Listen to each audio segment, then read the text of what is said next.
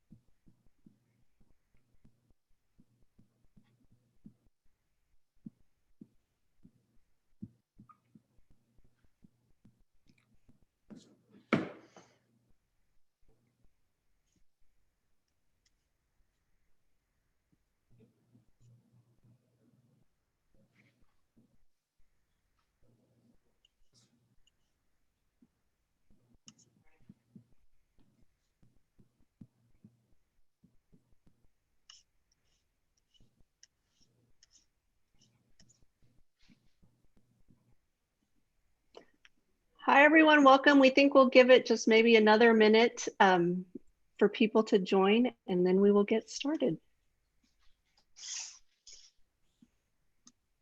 We need some music playing in the background. Was just thinking that. I took this wonderful course over the summer taught by Dr. Leonard Moore of the Division of Diversity and Community Engagement. And he always started his sessions off, every session was started with different music. It was really fantastic. Oh, that's a great idea.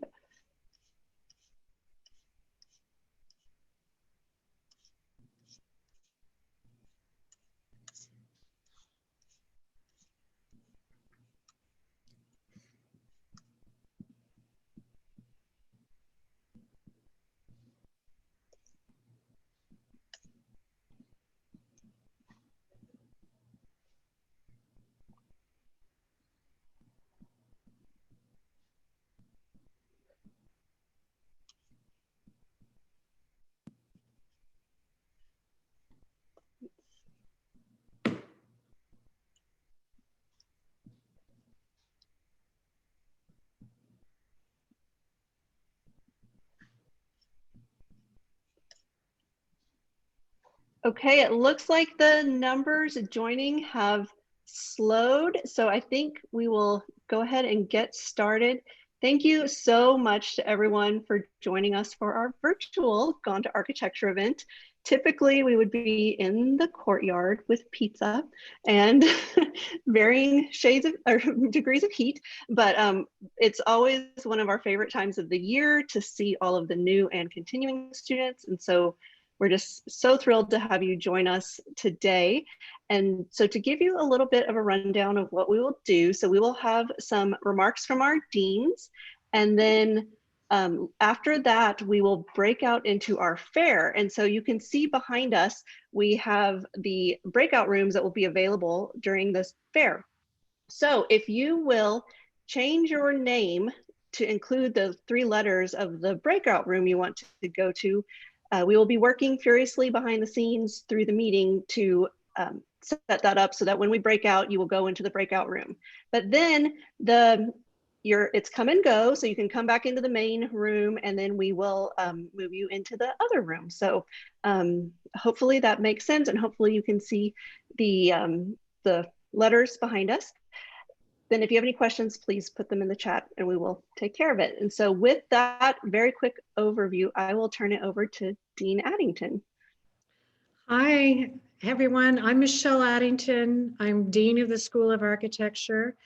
I'm starting my 4th year, and there are certain nights or certain days that I really enjoy more than any other time that I spend at the school.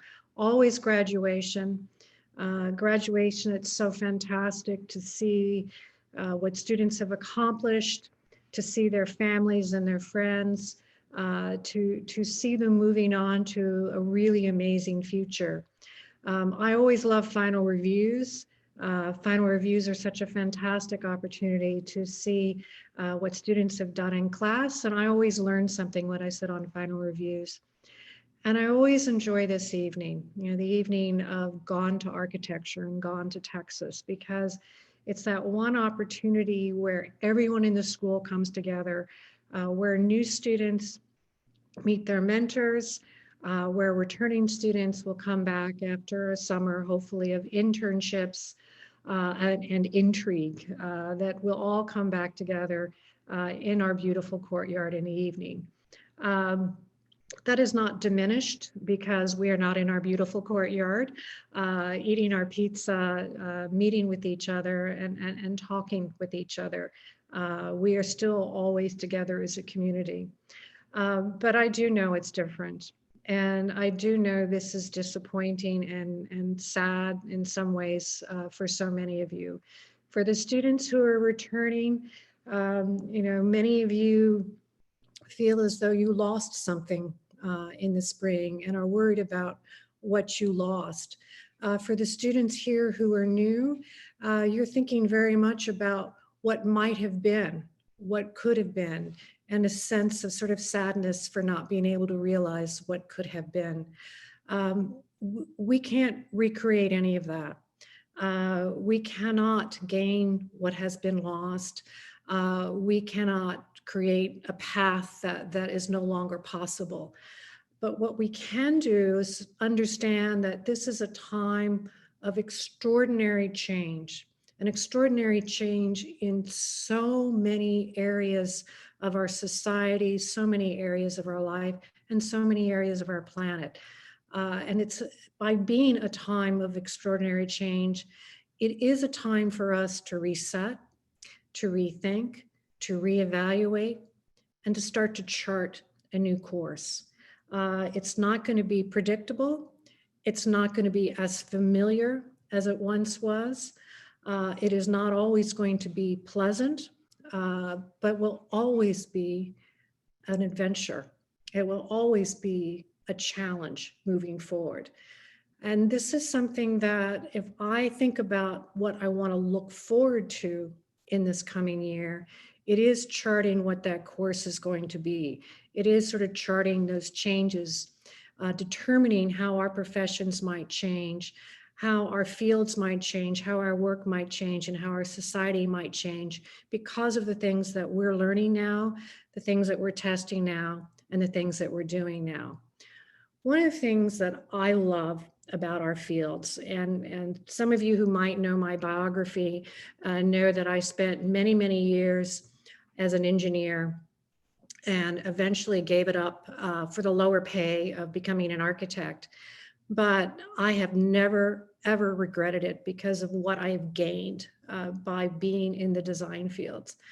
The design fields, all the fields of the built environment, and we have them all at the school. We have every single field that affects and designs, responds to plans for the built environment, everything from interior design all the way to community and regional planning. We look at what happens, a micron, a millimeter from the body.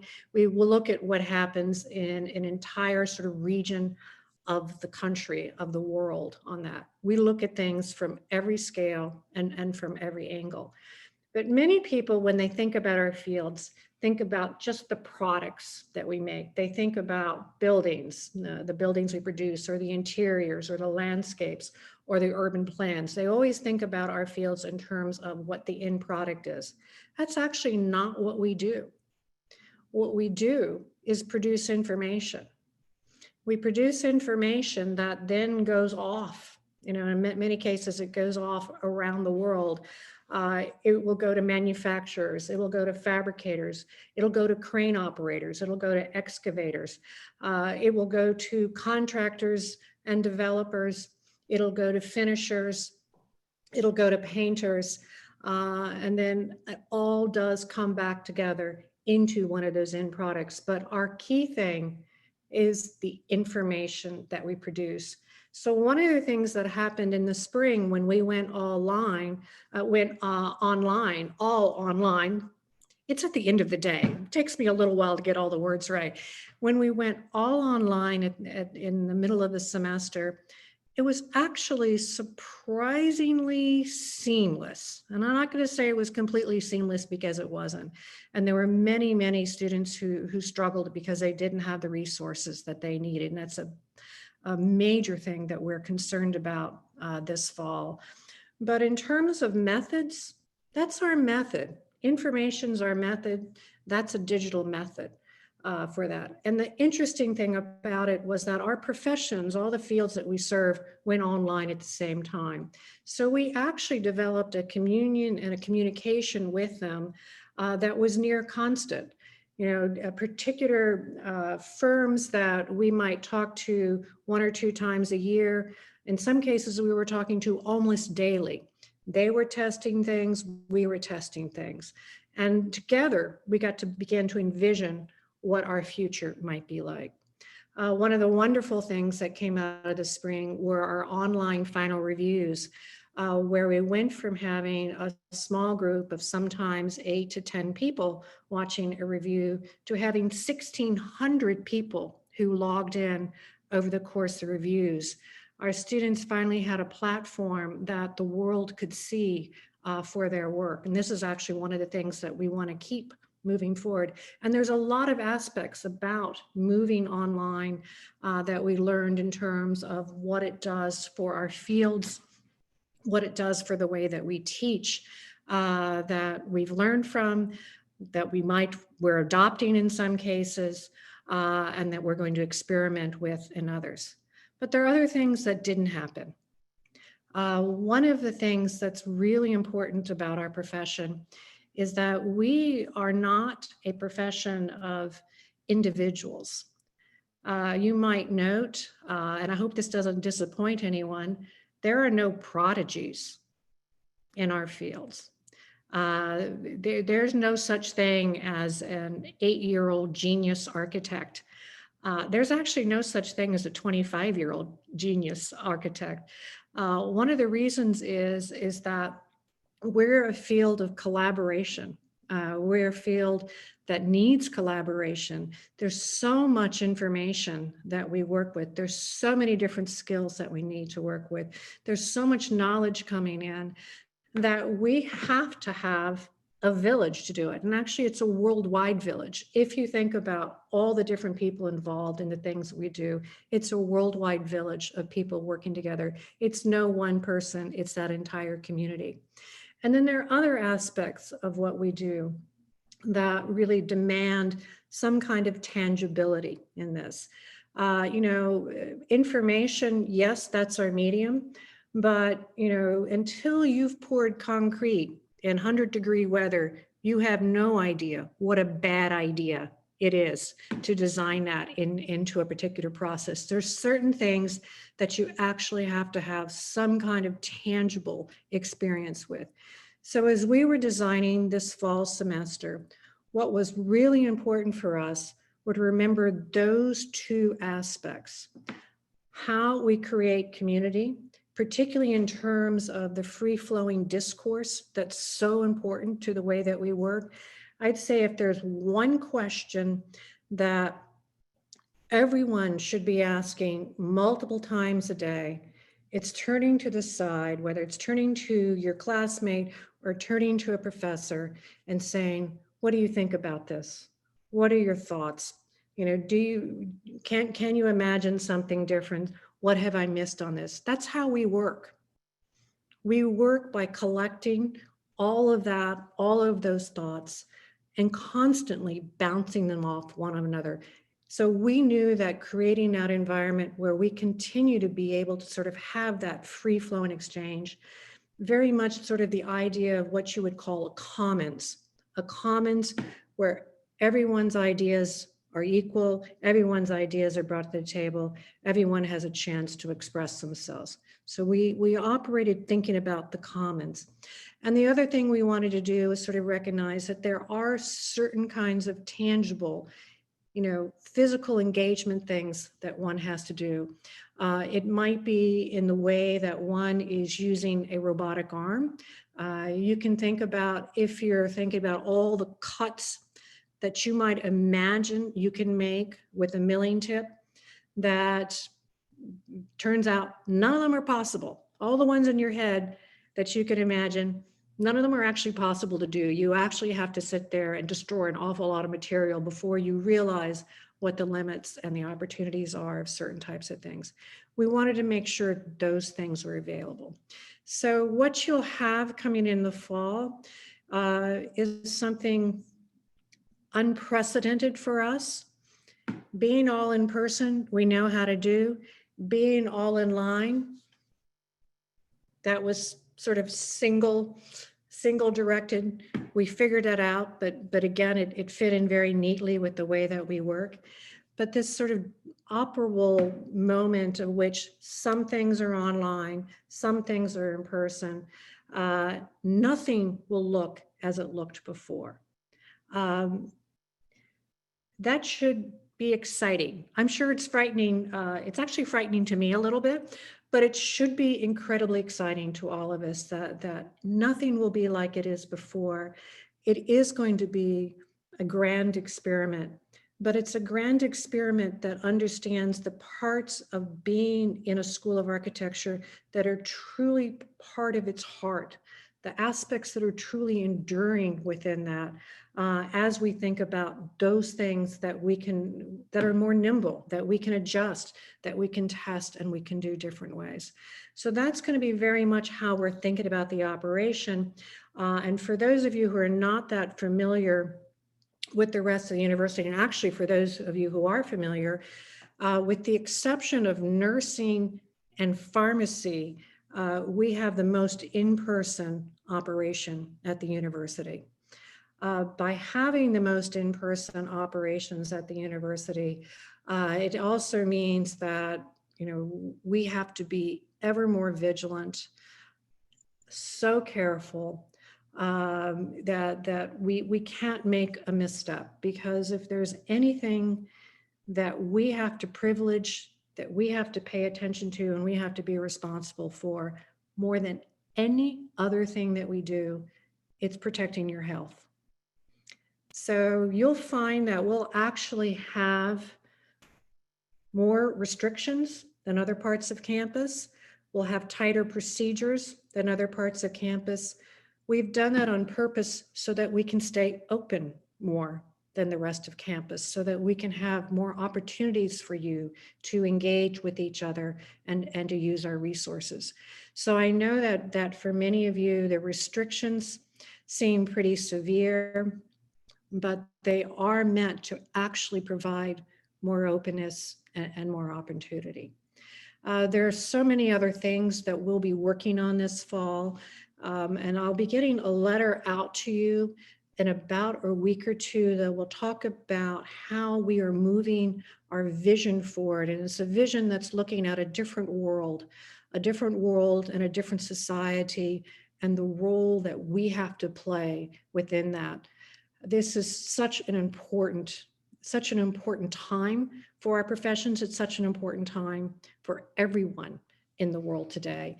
And we have an obligation, a responsibility, and an opportunity to actually lead a lot of those changes. And I have to make a shout out to our many student organizations. It's been through their thoughts and through meetings with them over the summer that I've learned so much about what is also really important to the students. This folds into how we're trying to rethink things at the school. And we look forward to hearing from all of you as we chart this path forward through what is going to be unknown territory. I'm scared and I'm excited.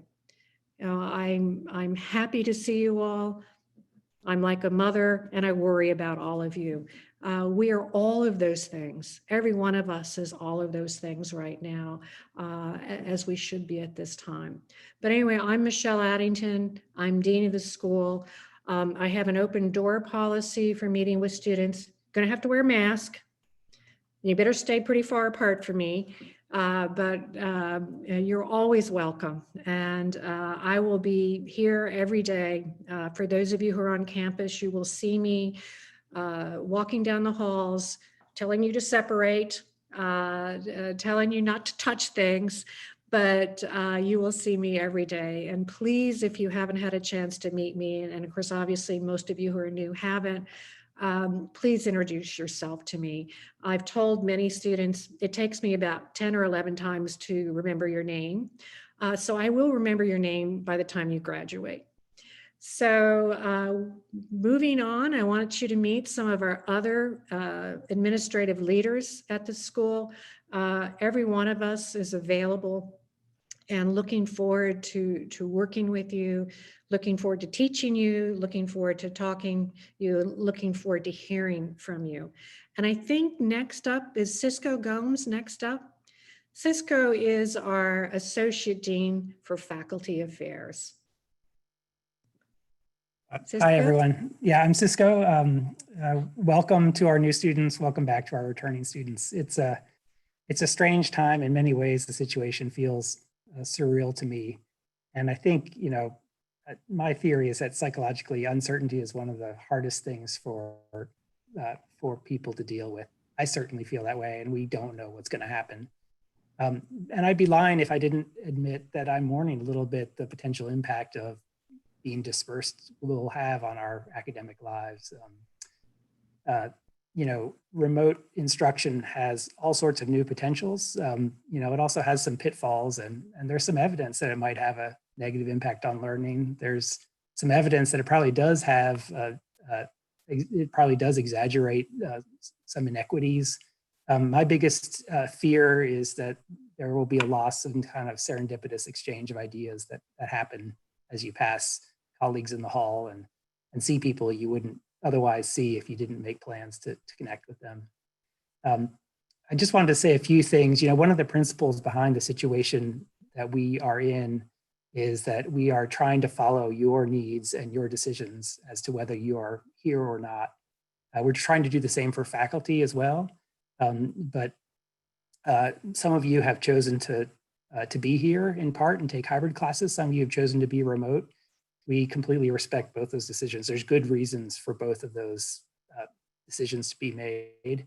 And we've tried to set things up as best we know how to maximize the interactions that you'll have in either case. One of the ways I think all of us can respect the choices that we've made is by maintaining the highest standards of safety and distancing and wearing masks. The last thing we want, having done all this, is to have to shut down, and that still may happen. But I think we can do our part, all of us collectively, to try and provide as safe an environment as possible, given these dire circumstances. This summer has been an incredibly complex effort to prepare facilities, to try and plan our classes, to work with the university registrar, and the foundations have been shifting under us throughout the summer as conditions at the university changed. It's not an all straightforward process, and I'm just going to end with maybe a few hints on this first week of classes. This is the first time we've had to deal with a situation that has so many different learning instructional modes, and we didn't, I'm sure, get everything right. So, I beg your tolerance a little bit on some of the unforeseen scenarios that will arise. But I've had a sneak preview because we locked down, for those of you who are taking design studios, we locked those down earlier today. And so I have a sense of how many of you are, at least in the studios, going to be hybrid versus online. That the lotteries are tomorrow, and you'll have choices. We'll go through that.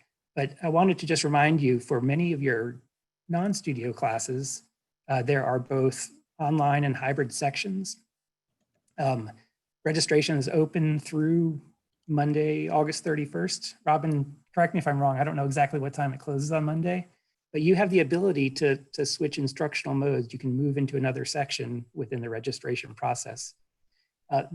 So it's not uncommon for students to shop a little bit in the first week, but the one thing I wanted to remind you of in particular was you shouldn't go to any classes, any hybrid classes that have an in-person meeting that you're not registered for, because it will potentially mess up social distancing.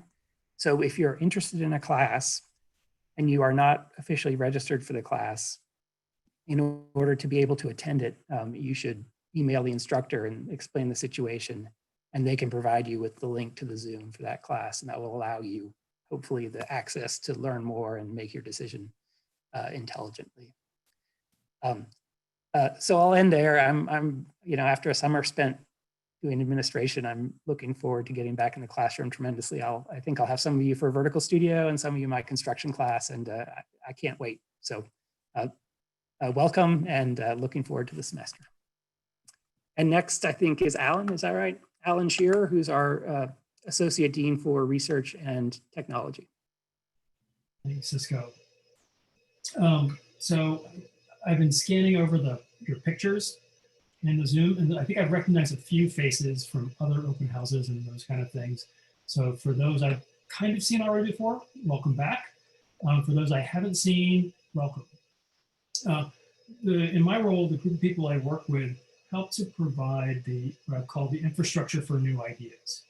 And you'll get a chance to meet with some of them later on. I want to introduce them now, though, so you can start making your selections for the open house. So Liora Vysotsky is our managing director for the Center for American Architecture and Design, CAD. CAD serves as our hub for scholarship for questions of history and theory and critical practice. CAD organizes symposia and produces a variety of publications. Every other week we have a forum which brings together faculty to talk about what they're working on now. So not what they've just finished, but what's current, to begin to share with you not just what they've done, but how they're doing it. I'm going to come back to that theme a couple of times. Sarah Wu is the Assistant Director for Research. Sarah leads our Center for Sustainable Development. So while CAD does scholarship, CSD does research. And they're kind of the same, but not exactly, because research in the university setting typically means external funding. So Sarah helps to work with faculty to bring in grants that hire research assistants. So she's going to be maybe your best friend ever. Also, to brag just a little bit about the two of them, 3 years ago, the university's vice president for research and our office for sponsored projects created an award. It's called a Research Administrator Awards for staff people. So 3 years ago it was started. Every year they get about 2 awards. Liora won the inaugural year. Sarah won one last year, which means even though we're one of the smallest units at the university, a university that produces, I think we're up to $800 million a year of research, we have a third of those awards. So we have some skills. And so you get to meet Sarah and Liora in the breakout rooms that Robin and everyone in student services is preparing. So please go meet with them. More broadly, I want to say that, and some of you have heard me say this before, but it's really important. We have a very talented faculty, but across your professional careers, you are going to encounter problems that we can't fully grasp, and maybe we can't even imagine. It's just going to happen. And that's a challenge, but it's one of the reasons you come to a place like Texas. We're a member of the AAU, which is a designation that only an associate dean of research cares about. But it means that over the 4,000 degree granting universities and colleges and schools in the country, we're one of 60 that serves to produce new knowledge. That is, we come up with methods and results that the other people teach. So while you're here, don't ask us what the answer is, ask us how we get answers, because you're gonna need those skills going forward.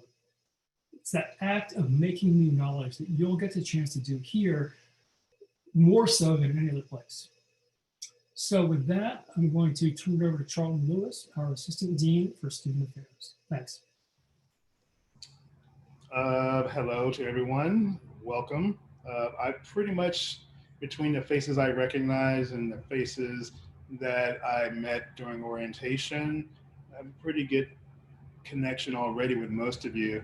But I will say that, and I'll be very brief, one of the things that, in referring back as the dean did as well to the spring semester, one of the things that was one of the most powerful takeaways from that semester was just how impressed we were with how the UTSOA community dealt with that adversity and that uncertainty. And that goes for students, faculty, staff, administration, across the board, thrust into a situation with a lot of unknowns and a more than answered the charge, in my opinion. And I think a byproduct of which was just a certain level of, as much as there was disappointment in some aspects, there was quite a bit more excitement in regards to the work, in regards to how the challenges were accepted.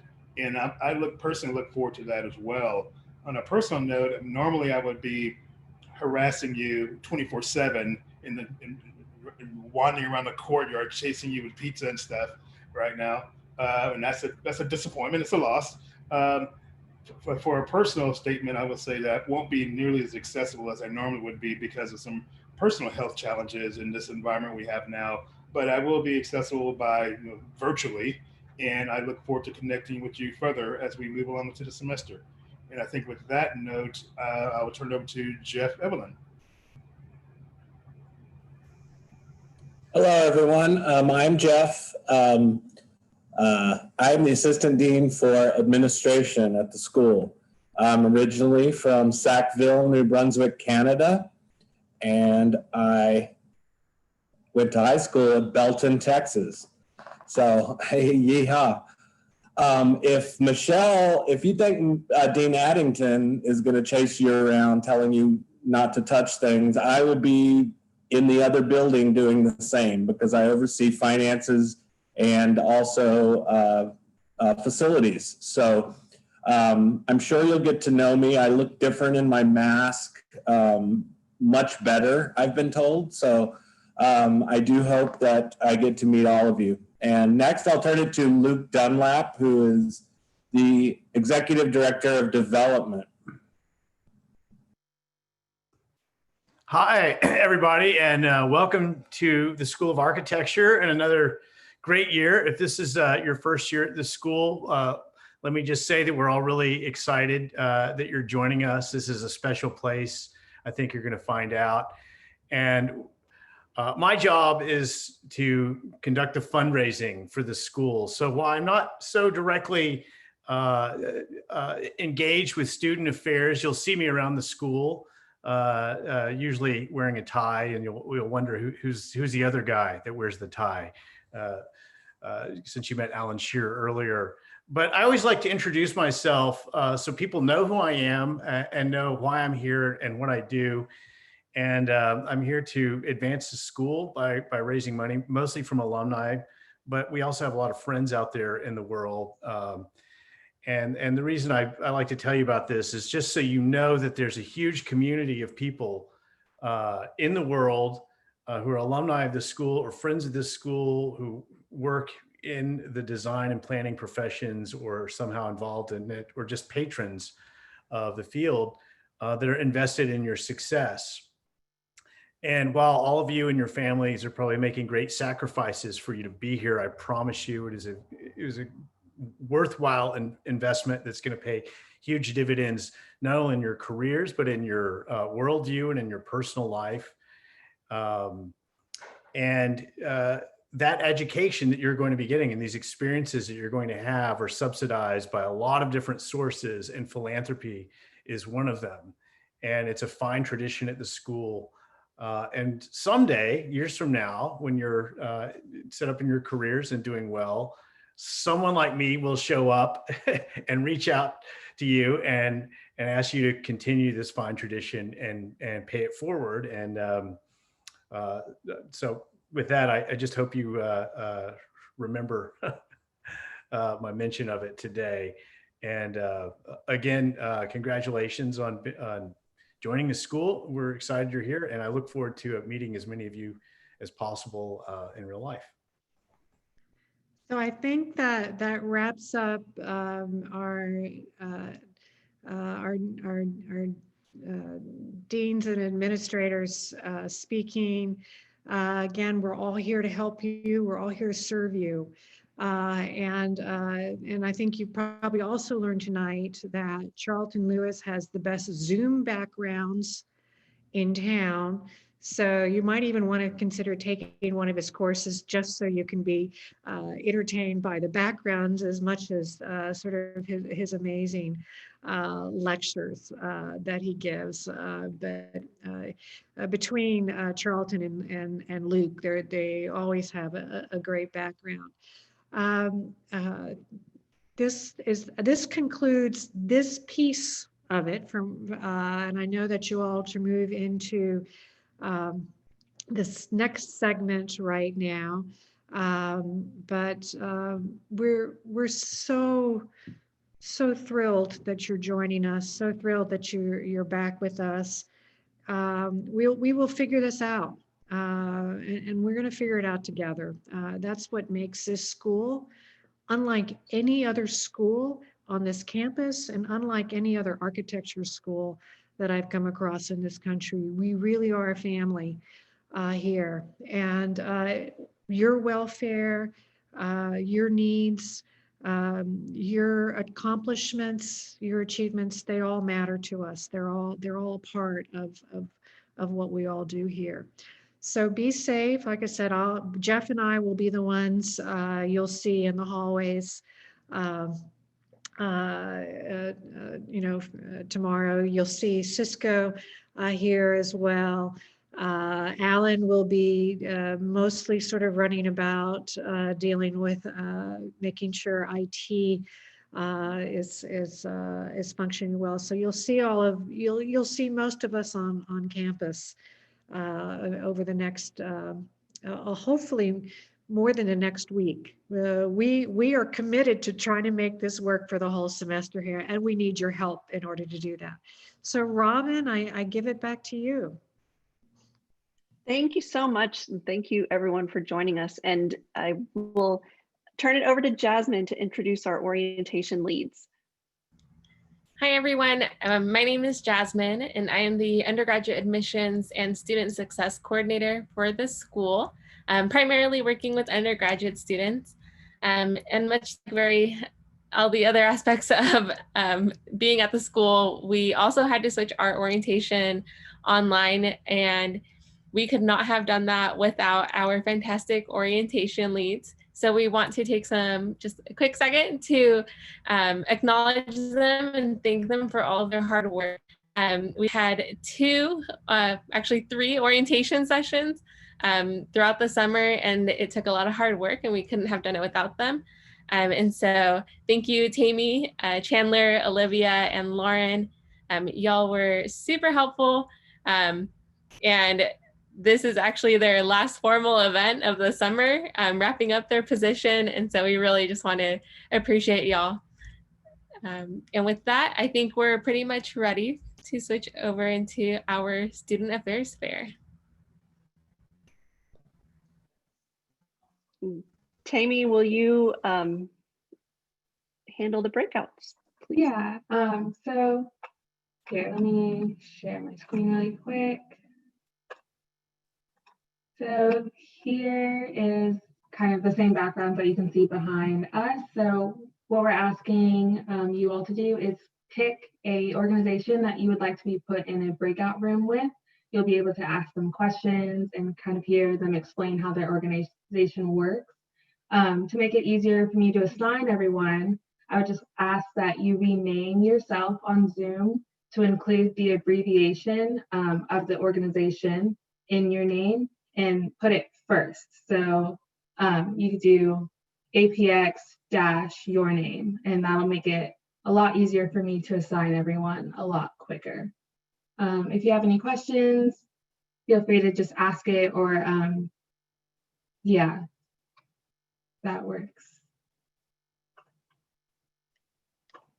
Thank you so much. And as y'all are going into the breakout rooms, we will be here if you have any general questions, or you're welcome to come back and we'll send you into new breakout rooms. So we'll be hanging out while y'all are hanging out.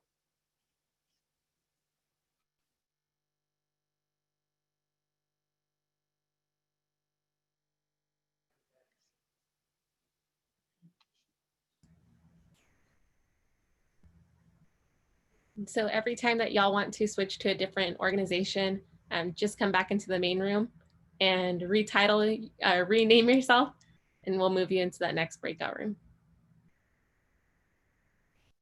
Okay, I'm going to go ahead and open the rooms with everyone who's already changed their names, but I will keep making adjustments as people continue to do that.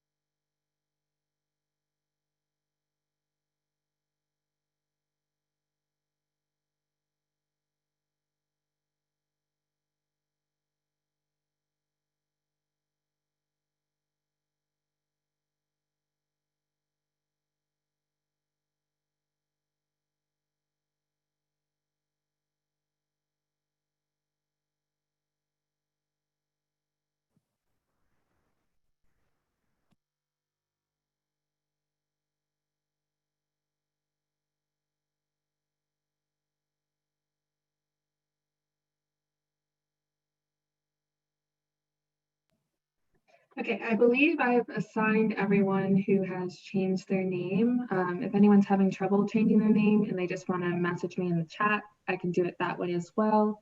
Otherwise, I believe we'll just be doing this for the rest of the evening. If you don't really want to participate, you're more than welcome to leave the meeting. Sorry, doing too many things at once. I think it's just Melanie. Yes, Melanie's CS. Yeah, I want to go to CS, but there you go. Never mind. I got it. Sorry, I just saw it.